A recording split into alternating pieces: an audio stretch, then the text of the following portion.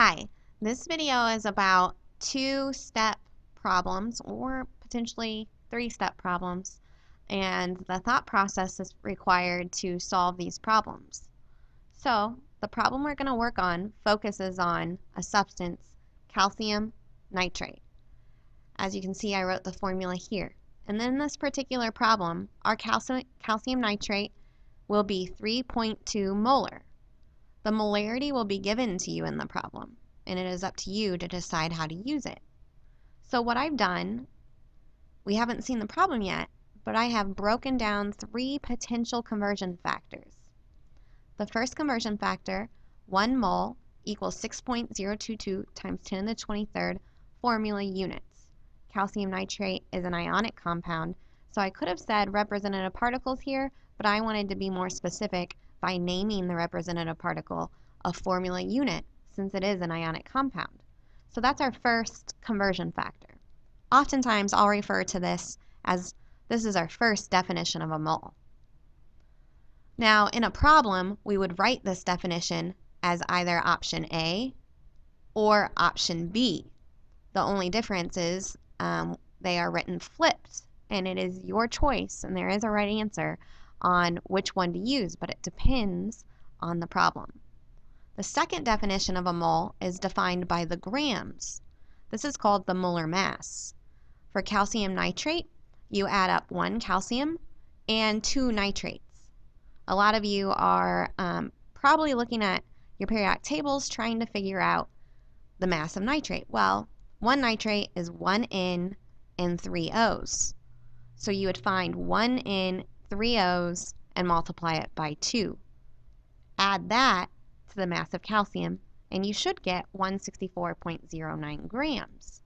So this is our second definition of a mole, and it is particular to calcium nitrate. You can write this as one of the two options here in a problem. It depends again on the problem and which one you should use. The third conversion factor is called molarity. Molarity, in this problem, it was given to us as 3.2 molar. Well, your job is to translate that into this definition. 3.2 moles calcium nitrate equal 1 liter.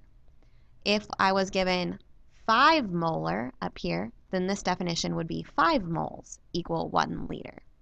So you can write molarity in the two different options here. So that is just a rundown of the potential definitions or conversion factors that might be used in the following problem. So I'm going to go ahead and show you the problem. So the problem is down here. How many grams would be in a 2.1 liter of a 3.2 molar solution of calcium nitrate? All right, so I've just copied all of the potential conversion factors. We have Avogadro's number, we have molar mass, and we have molarity written out for you. Those are our options. I also went ahead and screenshot the map of a mole. In this problem, we have to figure out first, what is it that we are looking for? So I'm going to rewrite the problem. Remember, I require you all to rewrite the problem. However, you're allowed to do it in shorthand. So I'm going to write how many grams would be in. And now there are two numbers given to me in the problem. However, one of these is actually a conversion factor. So I'm going to set my problem equal not to the conversion factor, but instead to the number given to me in the problem. So 2.1 liters is the number. Now I'm going to multiply that.